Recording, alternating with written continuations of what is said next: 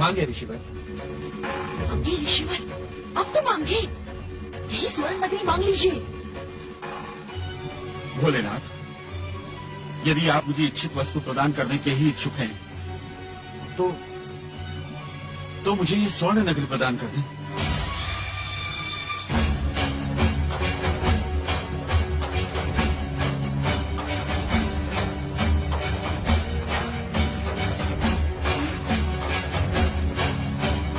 तथास्तु।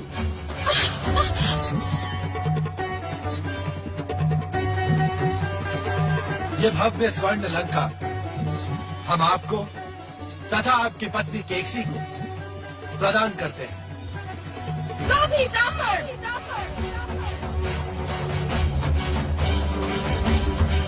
लोभी ब्राह्मण, तूने मेरी कल्पना, मेरे प्रेम, मेरे सपनों के साकार स्वरूप को अपनी पत्नी के कहने पर मुझसे छीनने का दुस्साहस किया है। जा, मैं तुझे श्राप देती हूँ। तू और तेरे पुत्र इस स्वर्ण नगरी का सुख भोग नहीं कर पाएंगे। सर्वनाश की काली छाया तुम पर सदा मंडराती रहेगी। तुम्हारे सामने ही तुम्हारे संपूर्ण वंश का विनाश इसी लंका नगरी में होगा।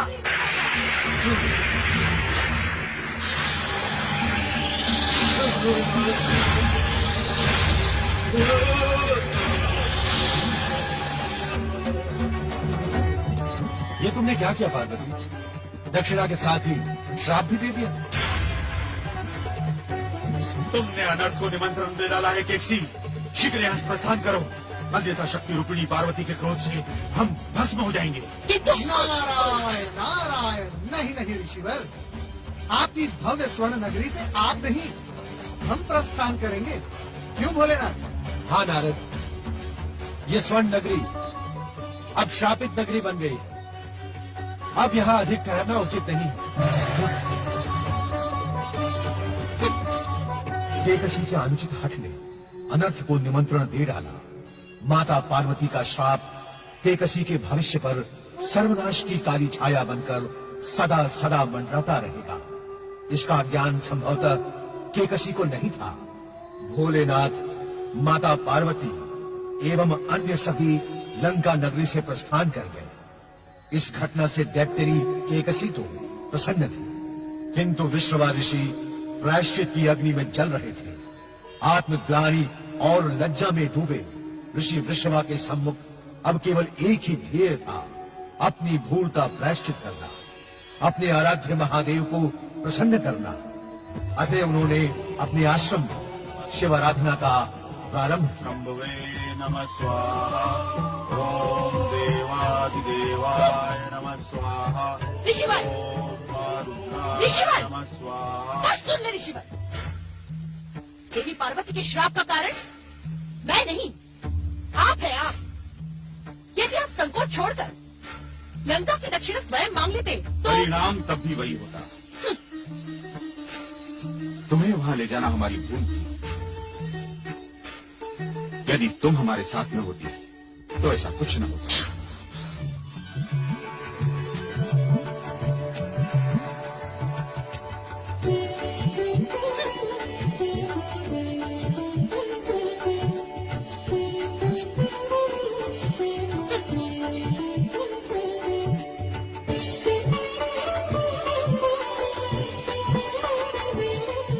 पुत्र कुबेर का पिता के चरणों में प्रणाम। प्रणाम माता। आयुष्मान भव, कीर्तिमान भव पुत्र कुबेर।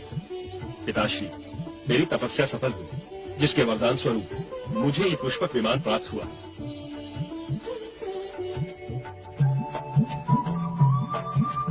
तुम्हारी तपस्या से हम अति प्रसन्न हुए। सदा सुखी रहो पुत्र। पिताश्री, ऋषियों की भविष्यवाणी के अनुसार मैं दक्षिण दिशा के एक समृद्ध द्वीप पर अपना राज्य स्थापित करूंगा। कहीं वो समृद्ध द्वीप स्वर्ण नगरी लंका तो नहीं है पुत्र? स्वर्ण नगरी लंका हमें दक्षिणा में प्राप्त हुई है। हमारे ज्येष्ठ पुत्र होने के कारण अब उस पर तुम्हारा अधिकार है।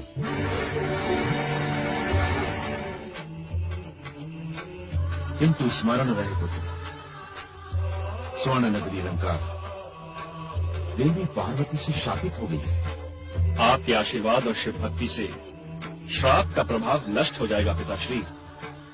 ऋषियों की भविष्यवाणी असत्य नहीं हो सकती। ऐसा ही हो पुत्र।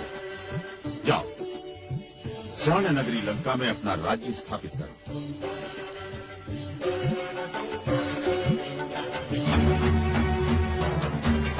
ऋषिवर, मेरी प्रेरणा पर आपने लंका नगरी दक्षिणा में प्राप्त की और अब आप मेरे पुत्रों का अधिकार छीनकर मेरी सात दुर्विणा के पुत्र कुबेर को उसे प्रदान कर रहे हैं और आपने मुझसे पूछा तक नहीं।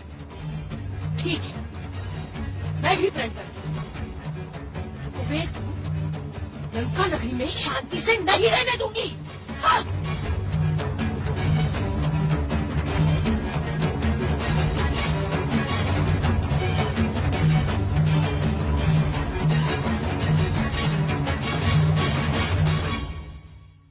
स्वामी, आपने कहा था कि सतयुग के पश्चात त्रेता युग का प्रारंभ होगा।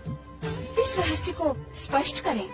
देवी पार्वती, इस जगत का गूढ़तम रहस्य भी तुम्हारे लिए साधारण ही है, तब भी तुम विस्मित होकर ऐसे प्रश्न क्यों पूछती हो? तुम्हारी दिव्यता तो कल्पों का रहस्य सरलता से ज्ञात कर सकती है। असमय इस हास्य का कारण? ये कारण विहीन हास्य है स्वामी। शक्ति स्वरूपा देवी पार्वती का कोई कार्य कारण विहीन नहीं हो सकता।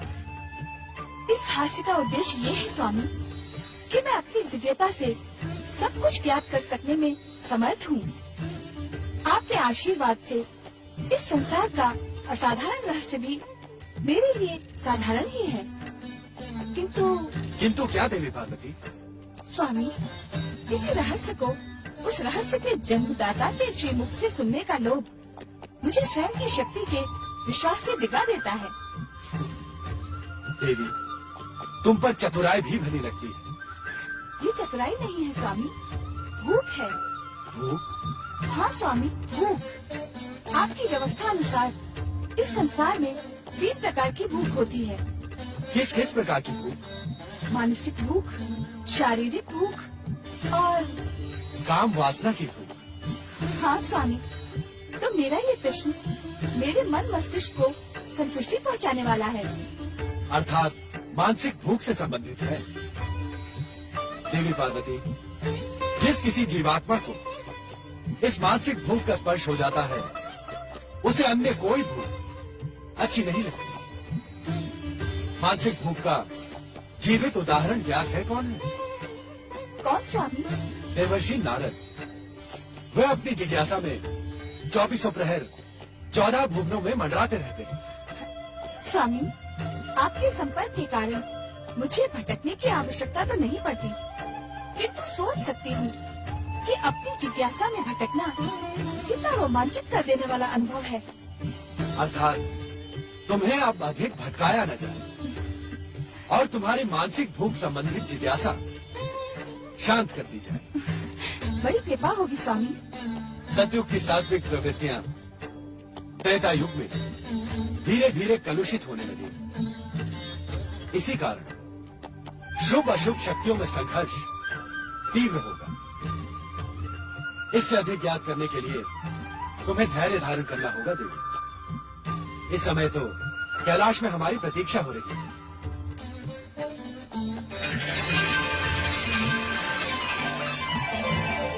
ओम नमः शिवाय, ओम नमः शिवाय, ओम नमः शिवाय, ओम नमः शिवाय, ओम नमः शिवाय, ओम नमः शिवाय। जय जय शिव शंकर, जय जय शिव शंकर, जय माता पार्वती। जय माता पार्वती। आप सभी को हमारी प्रतीक्षा करनी पड़ी, इसका हमें दुख है। हमें जैसे ही आप सबके आगमन का ज्ञात हुआ, हम यहाँ प्रकट हो गए। अब कृपा करके अपना उद्देश्य स्पष्ट करें। अंतर्यामी, आप घट घट के वासी हैं। हर कारण के कारण आप जानते हैं कि सतयुग का अंत तथा त्रेता का आरंभ हो रहा है। इस संसार में युग के अनुसार परिवर्तन आएगा। अब समय की तुला पर पुण्य की अधिकता के साथ साथ पाप भी दिखाई देगा। आपका कथन पूर्णतया सत्य है ब्रह्मदेव। त्रेता युग में हम त्रिदेवों का कर्तव्य क्या होगा, ये आपको ही निश्चित करना है देवाधिदेव। श्री हरि विष्णु, त्रेता युग में आपका कर्तव्य पूर्व निर्धारित है। आप अपने अंशों से 2 अवतार प्रकट कर पृथ्वीवासियों को अनीति, अनाचार तथा अत्याचार से मुक्त करेंगे। ब्रह्मदेव, इस युग के लिए हमारी आपसे अपेक्षा है कि आप उन्हीं तपस्वियों को वरदान देंगे जिनकी निष्ठा संदिग्ध न हो, जो सदाचारी हो और जन कल्याण के लिए तपस्या कर रहा हो। और ये सब तभी संभव होगा जब आप स्वयं वरदान देने से पूर्व वरदानी की कठोर परीक्षा लेकर निश्चिंत हो जाएं। आपकी आज्ञा का अक्षरशः पालन होगा भोलेनाथ। देवियों, आने वाले युग को भयमुक्त तथा धर्मानुकूल बनाने के लिए आपको भी सुपात्र देखकर ही कृपा प्रदान करनी है। क्षमा देवाधिदेव, सुपात्रों का चयन किस आधार पर किया जाना उचित होगा? देवी लक्ष्मी, ब्रह्मदेव को जो कारण तपस्वियों को वरदान देने के लिए निश्चित किया गया है, वही कारण सुपात्रों के चयन में भी कार्य करेगा। कारण कि इस युग में अपनी बुद्धि तथा समृद्धि का दुरुपयोग करने वाले मनुष्य अधिक उत्पन्न होंगे। जो आज्ञा भोलेनाथ। स्वामी, इस वार्तालाप को सुनकर मेरी मानसिक जिज्ञासा और तीव्र हो गई है।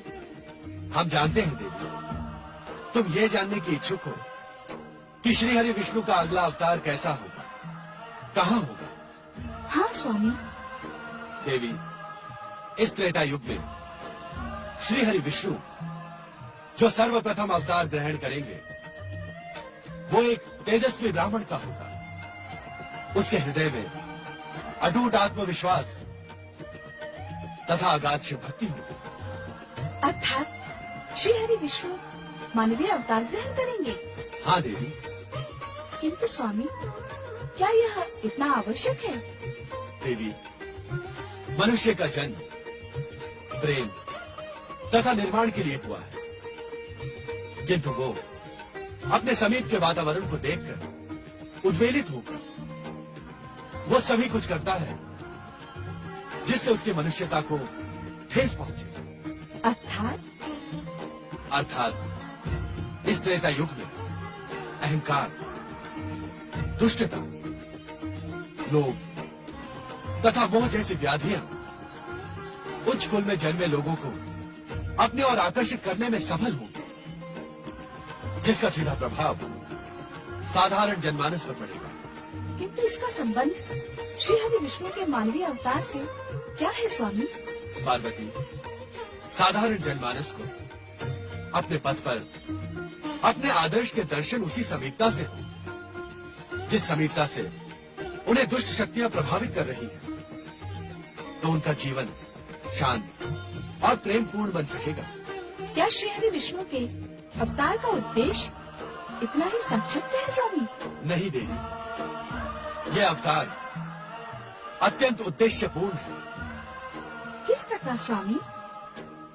अवसर प्राप्त होने पर अथवा दुष्ट शक्तियों के पाप का घड़ा भर जाने पर उनका सर्वनाश तो श्री हरि विष्णु द्वारा होगा ही। साथ ही श्री हरि विष्णु के कार्यों की सुगंध युगों युगों तक पृथ्वीवासियों को अपने कर्म निर्धारण की प्रेरणा प्रदान करती रहेगी। उत्तम, अति उत्तम। इन अवतारों का एक अन्य उद्देश्य भी है देवी। कौन सा उद्देश्य स्वामी? साधारण मानवीय अवतार लेकर जगत पालक श्री हरि विष्णु मानव मात्र को ये पाठ पढ़ाने में सफल होंगे कि हर मनुष्य की आत्मा में परमात्मा का वास होता है यदि साधारण मानव भी इन सब आदर्शों का अनुसरण करे तो वो भी देवत्व का पद ग्रहण कर सकता है, नर से नारायण बन सकता है। सुंदर, अति सुंदर।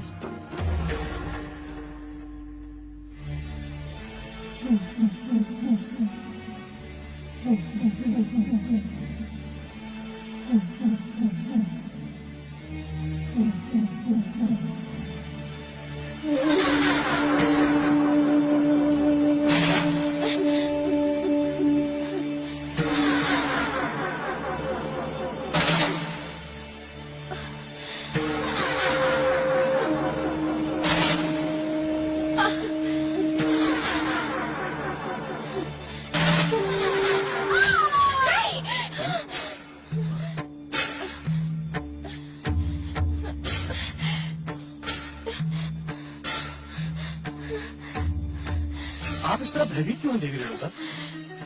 मैंने भयंकर स्वप्न देखा। स्वप्न? हाँ, स्वामी, स्वामी मैंने विद्वानों से सुना है गर्भावस्था के स्वप्नों में भावी शिशु के जीवन का रहस्य छुपा रहता है। क्या स्वप्न देखा है आपने रेणुका? मैंने गगन मंडल में अनेक अस्त्र शस्त्र देखे, उनमें परशु भी था। वो अस्त्र शस्त्र आपस में टकरा रहे थे और तभी मेरा शीश कटकर पृथ्वी पर लौट लौट कर चित्कार करने लगा। ये स्वप्न तो निश्चित ही अशुभ है रेणुका। आप तो महाज्ञानी हैं स्वामी, कृपया मुझे बताएं इस स्वप्न का मेरे होने वाली संतान से क्या संबंध है? इस प्रश्न का उत्तर देवादिदेव भगवान शिव शंकर ही दे सकते हैं। स्वामी, हमारे कुल में सदा शिव की ही आराधना होती रही है। आप भोलेनाथ को प्रसन्न कर इस दुस्वप्न का कारण जानने का प्रयास करें।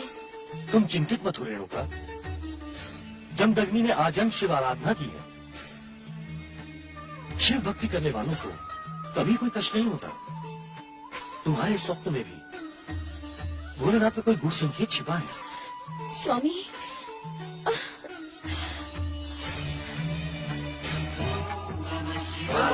Shiva, Om Namah Shivaya, Om Namah Shivaya, Om Namah Shivaya.